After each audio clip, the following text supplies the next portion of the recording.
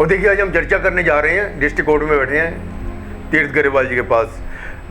हम अक्सर लॉ के बारे जब जो कानून है हमारे इंडियन कॉन्स्टिट्यूशन में और जो लीगल ओपिनियन हम देते रहते हैं, जो हमारे सुनने वाले हैं श्रोता हैं, ये शेयर कर दीजिए तो हम आपको और भी जो वीडियो आपके पास पहुंचते रहेंगी। आज हम बात करेंगे डोमेस्टिक वायलेंस पर।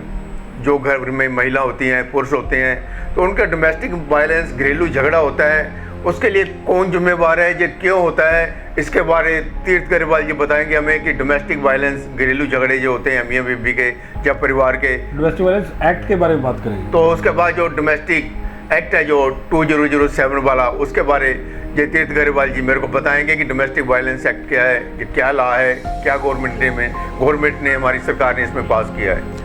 सत श्री अकाल सारे ਸਰੋਤੇ, सत श्री अकाल श्रीपाल जी। देखो जी, गल एवें हुंदी आ, लॉ हमेशा उत्थे आउंदा वा जिथे की कहंदे आ अन्याय हो रहा हुंदा। ठीक है जी, लॉ कदे भी उत्थे नहीं आउंदा जिथे न्याय हो रहा हुंदा।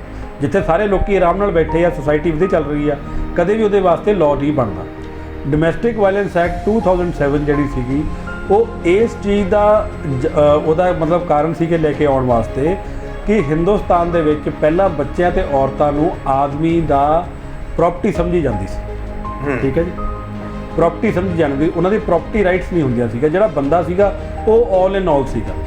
ਲੇਕਿਨ ਇਨ ਦੀ 70s ਐਂਡ 80s ਜੇ ਆਪਾਂ ਦੇਖਾਂਗੇ ਸਾਡੀ ਮੂਵੀਜ਼ ਦੇ ਵਿੱਚ ਉਹ ਡਿੰਪਲ ਕਵਾੜੀਆ ਵਾਲੀ ਆ ਗਈ, ਫਿਰ 70s 80s ਵਿੱਚ शक्ति कपूर वाली आ गई।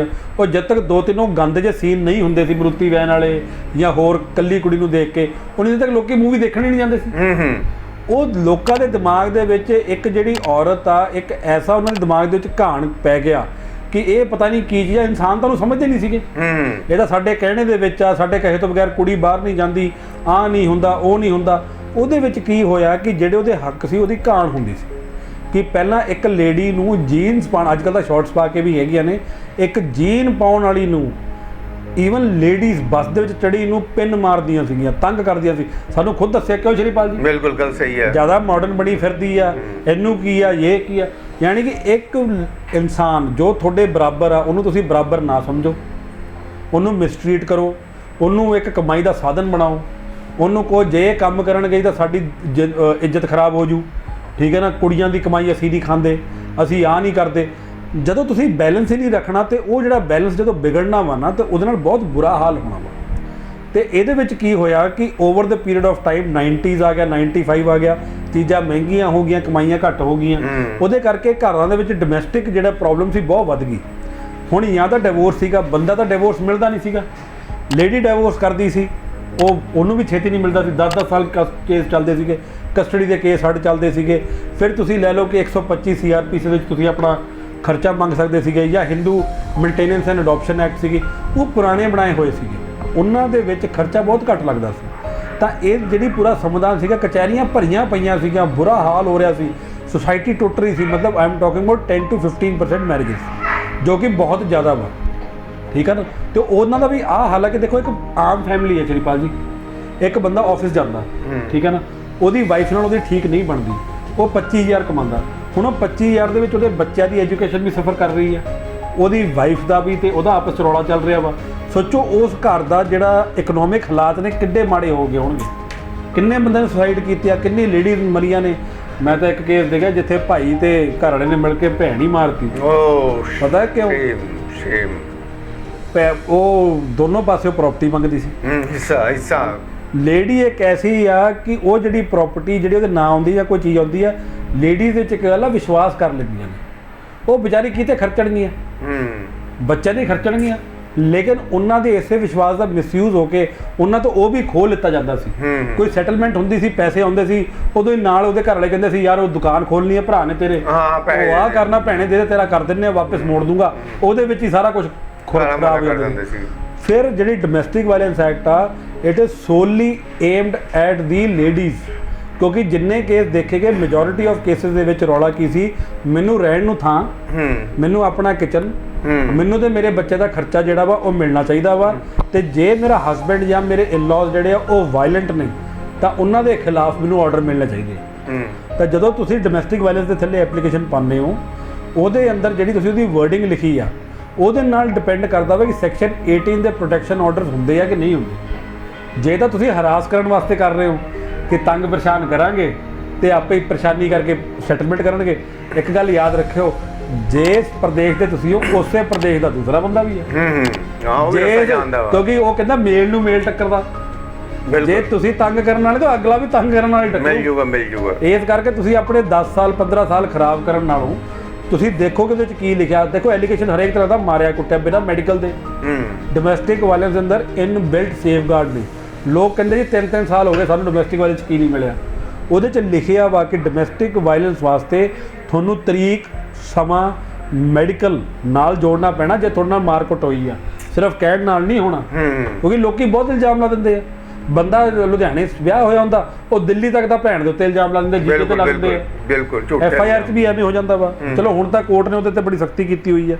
ਸੋ ਡੋਮੈਸਟਿਕ ਵਾਇਲੈਂਸ ਐਕਟ ਜਿਹੜਾ ਵਾ ਉਹਦੇ ਅੰਦਰ ਜਿਹੜੀ 3 ਪ੍ਰੋਵੀਜ਼ਨ, ਜਿਹੜੀ 3 ਚੀਜ਼ਾਂ ਨੇ, ਜਿਹੜੀ ਮੇਨ ਕ੍ਰਾਈਟੇਰੀਆ ਸੀਗਾ ਉਹਨੂੰ ਕਵਰ ਕੀਤਾ ਜਾਂਦਾ।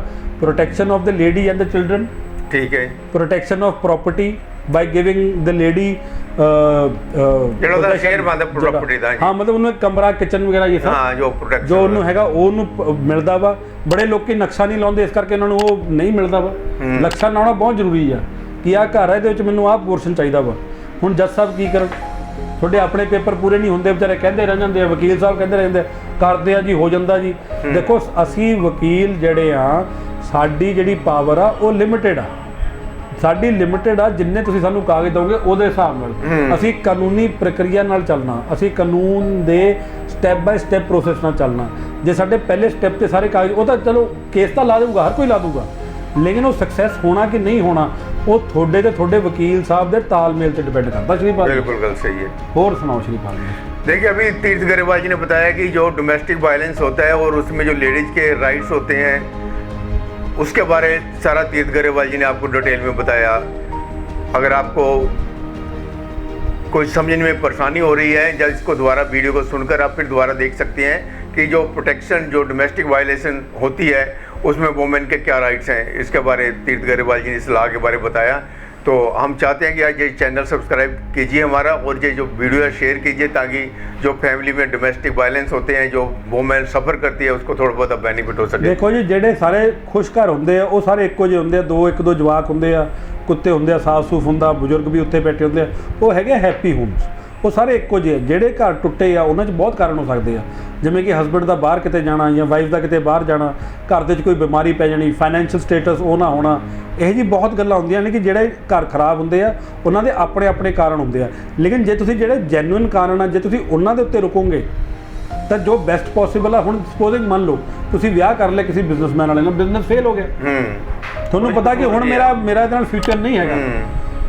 ਹਾਲਾਂਕਿ ਪਹਿਲਾਂ ਕਹਿੰਦੇ ਸੀ ਕਿ ਵਾਈਫ ਜਿੱਥੇ ਵਿਆਹੀ ਗਈ ਜੀ ਉਹ ਹੁਣ ਮਰ ਕੇ ਹੀ ਬਾਹਰ ਆਵੇ। ਯਾਰ ਚਲੋ ਉਹਦੀ ਤਾਂ ਗੱਲ ਮੰਨ ਲਈ ਕਿ ਆਪਣੇ ਬੱਚਿਆਂ ਵਾਸਤੇ ਵੀ ਇੱਕ ਐਸਾ ਗਲਤ ਉਹਦਾ ਖਰਚਾ ਤਾਂ ਚਾਹੀਦਾ ਹੀ ਹੈ। ਹਨੇਰੇ ਵਾਲਾ ਫਿਊਚਰ ਉਹੀ ਲਊਗੀ। ਜਾਣ ਕੇ ਸੋਚਣੇ की बात है ये सब, ਠੀਕ ਹੈ ਨਾ ਜੀ। ਇਸ ਕਰਕੇ ਆਪਣਾ ਬੈਸਟ ਪੋਸੀਬਲ ਲਓ, ਲੇਕਿਨ ਇਹ ਨਾ ਸੋਚੋ ਕਿ ਇੱਕ ਲਾਅ ਸਭ ਦੇਖਦਾ, ਠੀਕ ਹੈ ਨਾ। ਇੱਥੇ ਇੱਕ ਬੰਦਾ ਇਨਵੋਲਵ ਨਹੀਂ ਹੈਗਾ, ਜੱਜ ਸਾਹਿਬ ਵੀ ਹੈਗੇ ਨੇ, ਵਕੀਲ ਵੀ ਆ, ਪੁਲਿਸ ਵੀ ਆ, ਉਹ ਸਭ ਦੇਖਦੇ ਨੇ। ਜੇ ਤੁਸੀਂ ਇਹਨੂੰ ਬਿਜ਼ਨਸ ਬਣਾਇਆ ਨਾ ਕਿ ਇਹ ਬੰਦਾ ਵਿਆਹ ਲਿਆ ਤੋਂ ਖੋਹ ਲਿਆ, ਫਿਰ ਇਹ ਤੋਂ ਵੱਡਾ ਫੜ ਲਿਆ, ਉਹ ਖੋਹ ਲਿਆ, ਇੱਕ ਨਾ ਜਦੋਂ ਫਸੋਗੇ ਨਾ ਸਾਰੀ ਕਮਾਈ ਅੱਗੇ ਪਿੱਛੇ ਬਰਾਬਰ ਹੋ ਜਾਣੀ ਹੈ। यानी कि कहने का मतलब तीसरा नेत्र भगवान भी आपको देख रहा है जो आप कुछ करते हैं। ਕਿਉਂਕਿ ਕਚਹਿਰੀਆਂ ਥਾਣੇ ਤੁਹਾਨੂੰ ਅਮੀਰ ਕਰਨ ਵਾਸਤੇ ਨਹੀਂ, ਸੁਸਾਇਟੀ ਨੂੰ एक चलान वास्ते। बिल्कुल श्रीपाल जी, थोड़ी समाज को बचाने के लिए, समाज को सुधारने के लिए है ये। धन्यवाद तीर्थ गरेवाल। धन्यवाद श्रीपाल जी, धन्यवाद।